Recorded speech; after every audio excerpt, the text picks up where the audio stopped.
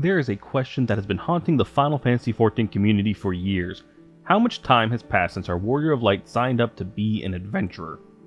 The official answer is that it's just been one really bad year of escalating political tensions and the end of the world a couple times over, but come on, how realistic is that number?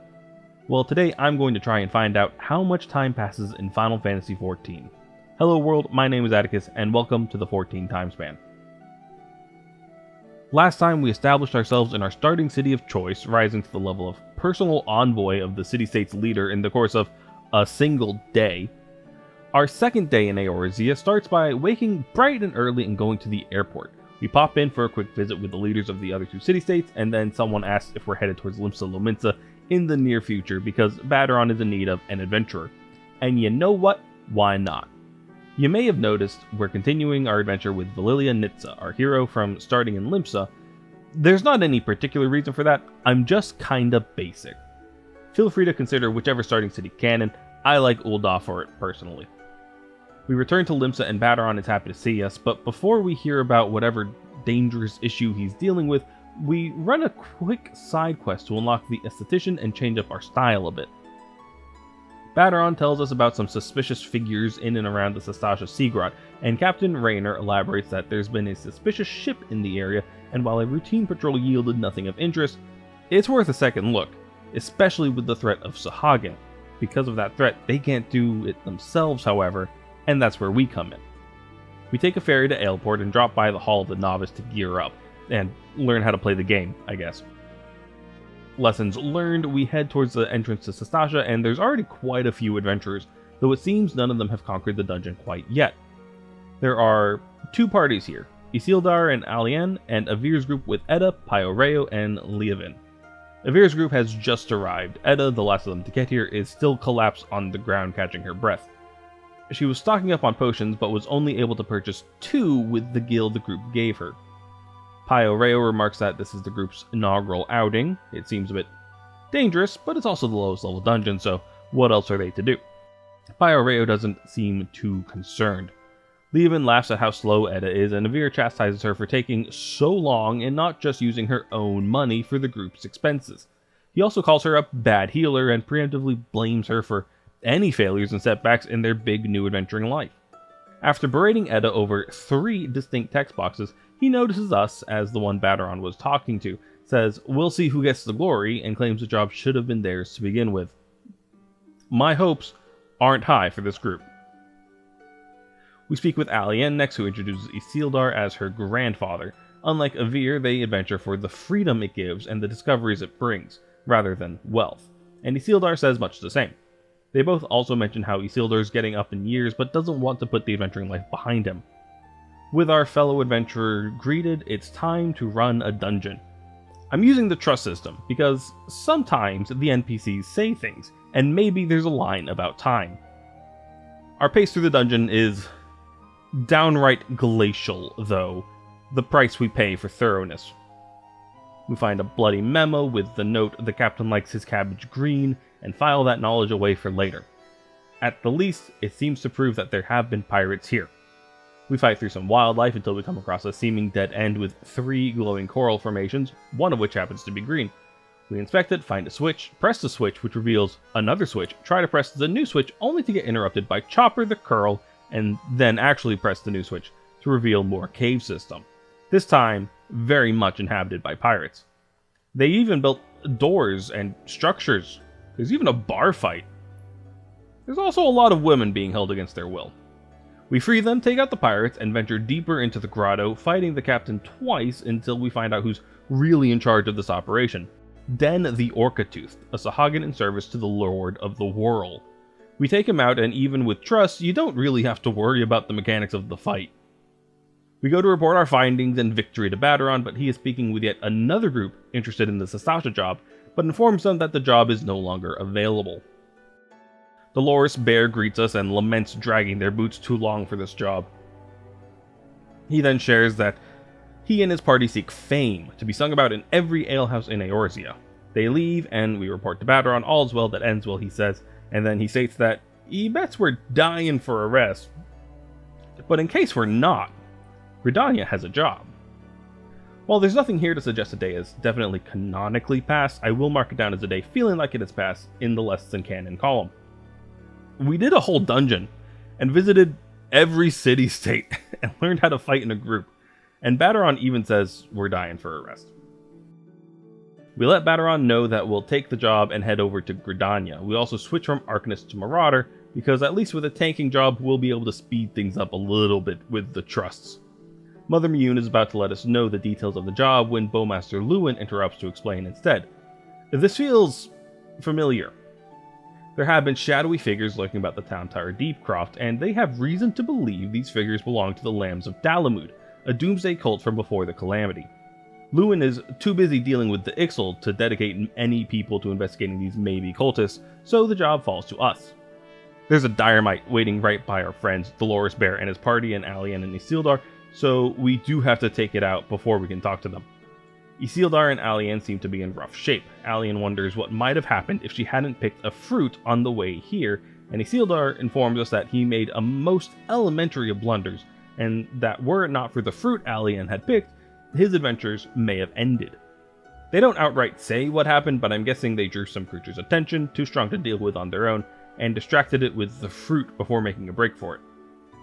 Dolores Bear promises to be a better rival this time. Kikina, one of his companions, consoles Amenatha, the third and final member of the party, who hates mausoleums. She claims it's respect for the dead, but you do feel she's probably just kind of scared of ghosts. A very reasonable position in Eorzea. No sign of Avir's party, which is likely for the best. The guard outside the Deepcroft lets us know that the Lambs of Dalamud seek revenge on the world for preventing the salvation they believed the Lesser Moon Dalamud would deliver them 5 years ago. So whatever they're up to, it can't be good. We descended to the Deepcroft, and is it just me, or does the Trust Lancer look like a femme solo only? Evidence of the cultists being up to something is immediately apparent, but we have to fight through some zombies and things that eat zombies before we can get to them. We have 3 cultists to deal with, each in charge of an orb and flanked by some imps, and they summon a demon when they die. And despite turning off every orb when we got to it, they're still able to posthumously summon Galvanth the Dominator. So we send him back to the Abyss. We report our victory to Mother Mune, and she's pleased to hear the report, not the least because the Adventurers Guild has been swamped with requests and not enough capable adventurers to field them, leaving the less experienced parties to try and usually fail. And there's one such party conveniently nearby. It's Avir's party, but Avir is gone. The remaining party members blame Edda for not healing him fast enough, but according to Edda, he bolted out of range before she could finish casting the spell. She then says they all could have done more to lighten his burden. Pyoreo storms out and Leovan follows suit, but not before leaving some scathing words for Edda and some advice to get rid of Avir's head, which Edda has apparently been carrying around. After just kind of watching that spectacle unfold, Mother Mune reiterates that that's why she has capable adventurers like us, and invites us to another mission in Ul'dah. We accept and head towards Ul'dah, speak to Mistress Momodi, and then to Papashan as he drops by to tell us about the quest. Giants have seized control of Copperbell Mines, and the company that owns the mine is not happy about the loss of profit. The Giants had been sealed within the mines during the bygone Thorn Dynasty, but they have, after some 300 years, broken free, and now seek revenge on the Uldans for the atrocities committed by their ancestors. The Giants had been slaves under the Thorn Dynasty until they rose up in rebellion. The revolt could not be subdued, so the Thorn Dynasty collapsed the lowest level of the mines, trapping the Giants beneath the earth. Between the Giants' centuries of attempted escape and the mining company upping production and digging too deep, they're back, and their rebellion is still going strong. And now it's our job to, put down this slave rebellion. It doesn't feel great. And then we talk to Painted Mesa, a representative of the mining company, and he informs us that they knew about the Giants, but decided to dig there anyway, assuming them to be long dead, which sounds fair enough, but I assume the Thorn Dynasty would have some knowledge on the Giants' longevity and ability to survive off of rocks alone. In front of Copperbell, we find only Isildur and Alien, who informs us that Dolores Bear and his comrades braved the mines but were felled by the Giants. An experienced party such as theirs should have known better than to get themselves into that situation, but something drove them to be reckless, and Alien has a suspicion as to what it was. Fame. They chased greater and greater stories to achieve their goal of being sung about through every tavern, and they wanted the story of Copperbelt to be their greatest yet. I have another suspicion as to why they rushed through this dungeon with reckless abandon. They knew we would be on their heels, here to solve a problem that few can handle, and after losing the last 2 jobs to us, they were determined not to miss this chance. How could their names be sung when we're the ones always saving the day? Isildur has some words of wisdom and says he sees greatness in us. We take our trusted party through the mines, delving past the normal mine menaces of goblins and spriggans until we meet giants. And here's a fun trust interaction. I've always heard that elevators are uniquely difficult things to implement in games, and the elevators in the mines, which for me have always worked for a party of humans, the trust NPCs will not go near. You take the elevator down alone, and then they'll teleport to you after you exit.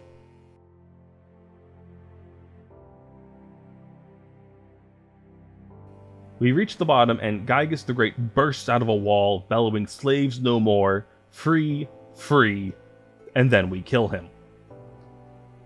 I know the resources from the mines are going to the rebuilding efforts, but surely there was another option here. We return to Painted Mesa, and he's shrouded in the instant fight glow. Like, I just got back from one, give me a minute.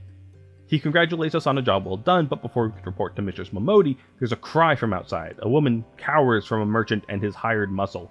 He claims she's stolen from him, but she pleads that she bought it fair and square. The "it" seems to be some dodo meat. The merchant derides refugees and then offers not to bring the law into it if she'll serve him however he desires. I think I'm ready for that instant's fight. The desperate damsel casts her eyes on the gathered crowd, but most people shy from her gaze, unwilling to step in for a stranger. We, however, do not recoil, so she asks us for help, and we're more than happy to oblige. The obnoxious merchant sicks his hired thugs on us, but we make quick work of them. The situation dealt with, we have a vision of some Ul'dahn citizens discussing the influx of refugees, and we do get a glimpse of her purchasing the meat fair and square. We tell the obnoxious merchant that we saw her buy the meat, and someone from the crowd also speaks up in her defense. Flustered and defeated, he leaves, the damsel thanks us, and then Y'shtola appears to remark on our selfless nature and recruits us to her cause. And if it helps, she also knows someone who has visions like ours. Mistress Momodi is teaching a new adventurer the ropes, which is fun. We let her know how the job went, and then Edda approaches us, letting us know that she's been longing to speak with us for a while now. She shares the tragic end of her party that we witnessed back in Gridania, and tells us that she and Avir were engaged to be wed in the spring. Objection! Which means it isn't spring. I don't know if that's going to help, but it's good to know. She goes on to say how Avir sang our praises from dawn to dusk and swore that he'd be like us someday. Edda believes he would have succeeded. I shouldn't speak ill of the dead. She's been struggling with whether or not she should continue adventuring, and honestly, probably not. But just like Avir, she finds herself inspired by us and has determined to go back to the basics, returning to her hometown and start training all over again. But first, she'd like to know our name. We share it, and she leaves. I hope she's able to recover after that tragedy. And with that, no time has canonically passed. It's the morning of the second day, and we visited every city-state to pass on the message about the Cartano Memorial, and then visited every city-state again to help out with a dungeon, routing some pirates, routing some cultists, and routing a slave rebellion. All part of a balanced breakfast. In less strict canon, those all feel like one day, each dungeon a day, and each visit about the memorial is a day, so less than canonically 5 days have passed. Still, quite impressive. Next time we join the Scions of the Seventh Dawn, but until then, I have been Atticus, and thank you for participating.